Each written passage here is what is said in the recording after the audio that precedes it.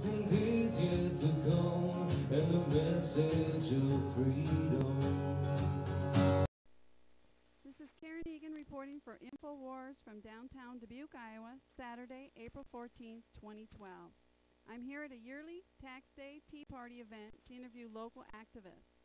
I'll interview people about red light cameras and the Ron Paul Liberty Movement, which is waking up millions of people nationwide.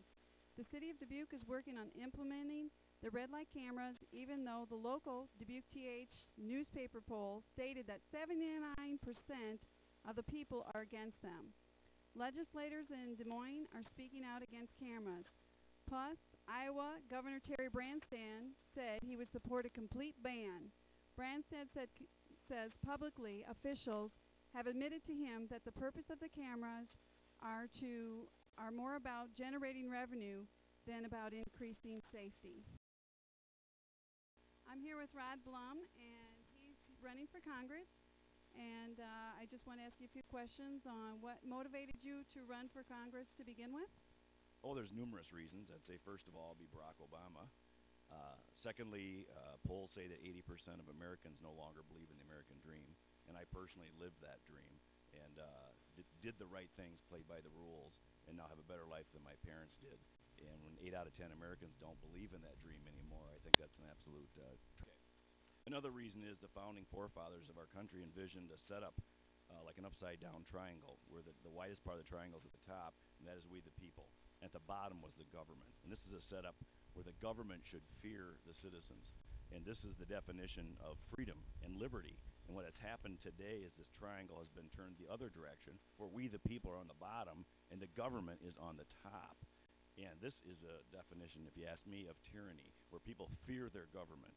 And most everyone I know is afraid of government, and that's not right. So if I have anything to do with it in Congress, I'm going to work day and night to overturn laws, to overturn regulations, and restore freedom and liberty to the average citizen. Great. And so then you are a liberty person that, what do you think about Ron Paul then and his liberty movement? Are you part of that? Well, you know, the thing I like about Ron Paul is he has been consistent throughout his entire career. I'm 56 years old, and I've arrived at the point in my life where I detest politicians who stick their finger in the wind to see which way the political winds are blowing, to see what is popular that day. Ron Paul has not done that. He has, from the get-go, always let the Constitution be his guide. And, you know, there's other slick-talking politicians, maybe better-looking politicians, with all due deference to Dr. Paul. But I've arrived at the point where I'm tired of that. They say and do anything to get in office, and then when they get in office, they become big government bureaucrats. And I think Dr. Paul actually, if he gets in office, will do what he said he's going to do, and that is get the government off of our back, out of our pocketbooks, and restore freedom and liberty that's been taken away from us over the last 50 years.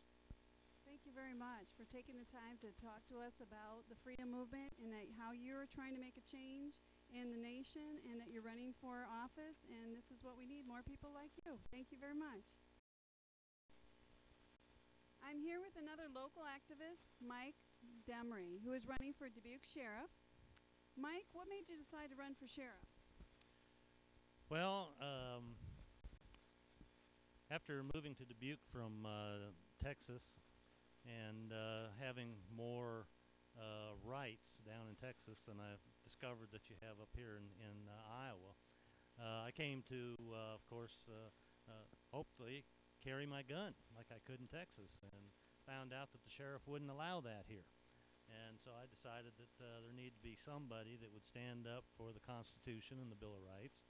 And apparently the current sheriff that we have and the sheriff before didn't agree with that. So I decided someone needed to run, and nobody else was stepping up to the plate, so I decided it was time for someone to do it, so I decided it's time to run. Well, good for you. What is your view on the red light cameras? Are you for them or are you against them? I'm against the cameras. Upon finding out about the city trying to implement those, I've been working with Will Johnson, and I drafted the petition to send out to get signatures to call the city to put it to a vote of the people, which of course the city says that they're not going to do at this time. But I think 80% of the city says that they don't want them, And it is, of course, unconstitutional, number one. And, of course, as a sheriff that's going to uphold his oath, or any official that upholds their oath stand up for the Constitution, they should not be having something like this that goes against it, that takes away our rights. Thank you. And also, what do you support about, are you a Ron Paul Liberty? Are you involved with the Ron Paul Liberty movement at all? Yes, I am. My wife and I have been involved with Ron since he first ran for Congress in Texas. In fact, while we lived in Texas, we knocked doors for Ron Paul to get him elected to Congress. And so we've been following him for many years. Unfortunately, when we first got into it, there weren't that many people that are awake yet. And people are finally starting to wake up to what Ron is trying to show everybody, the way things should be. All right. Well, thank you very much for taking time to talk to us. Great funds that are supposed to make citizens better drivers, and it's shown no proof of that because the red light cameras stay in position wherever they're at because they generate too much money to take them out, which shows that they don't teach people how to drive better, they just generate money. Are you aware that on a right on red you can get a ticket, and if you just go over the line a little bit? I was aware, which I know a lot of people aren't, and they're going to be very surprised when they get that ticket in the mail, and they're going to wonder, how did this happen, and why are we having these cameras all of a sudden? Thank you. Here in Dubuque, even though that the city and the people have voted against it, the city is planning on, as far as we know, going ahead with the cameras. And Corey, thank you very much for taking time to talk to us about this important issue here in Dubuque. One example of how people are showing support against unlawful laws the city and the government keep trying to implement. The people are standing up against taxation of the people and big government, the nanny state. This is Karen Egan reporting from Dubuque, Iowa with Infowars.com. Past and days yet to come, and the message of freedom.